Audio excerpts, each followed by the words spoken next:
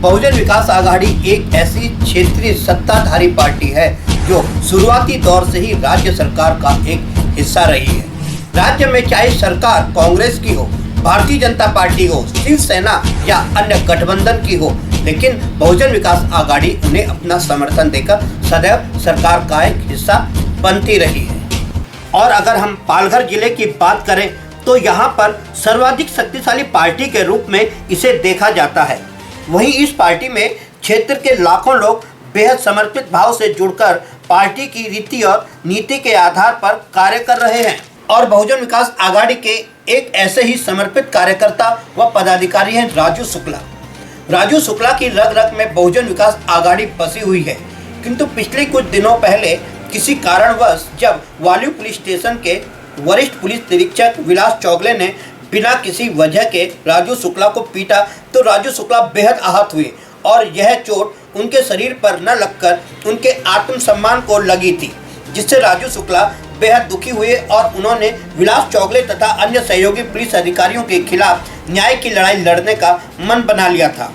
हालांकि इस मामले में कई लोगों का प्रत्यक्ष व अप्रत्यक्ष समझौता करने का दबाव भी राजू शुक्ला को आ रहा है। हालांकि मामला पुलिस कमिश्नर सदानंद दाते के संज्ञान में पहुंच चुका है और राजू शुक्ला के द्वारा विलास चौगले के खिलाफ वाल्यू पुलिस स्टेशन में अपना स्टेटमेंट भी दर्ज करवाया गया है। इसके साथ ही राजू शुक्ला अपने आत्मसम्मान की लड़ाई लड़ते हुए फैसला कर चुका है कि अगर उसे न्याय नहीं मिला तो वह आमरण उपोषण भी करेगा।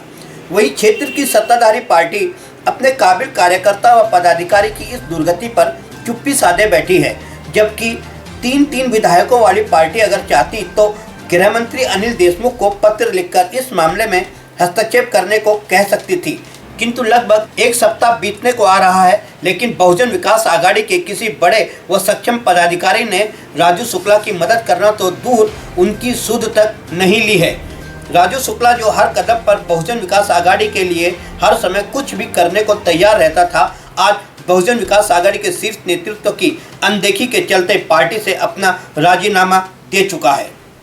अब सोचने वाली बात यह है कि लोग राजनीतिक पार्टियों से इसलिए जुड़ते हैं कि जरूरत पड़े तो पार्टी का धन, बल और रुतबा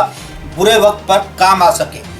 किंतु बहुजन विकास आघाड़ी ने राजू शुक्ला की इस मामले में पूरी तरह से जिस तरह से अनदेखी की है, उसने राजू शुक्ला का ही मनोबल नहीं तोड़ा है, बल्कि हर उस कार्यकर्ता का मनोबल तोड़ा है जो बेहद समर्पित भाव से बहुजन विकास आघाड़ी की रीति और नीति के आधार पर कार्य कर रहे थे। इसके साथ ही बहुजन विकास आघाड़ी ने अपने सभी कार्यकर्ताओं को अप्रत्यक्ष व प्रत्यक्ष रूप से संदेश भी दिया है कि आप दिन रात मेहनत करके पार्टी के लिए चुनाव में काम तो करो, लेकिन अगर आपको कभी कोई ज़रूरत पड़ जाती है तो पार्टी से कभी कोई उम्मीद मत करो।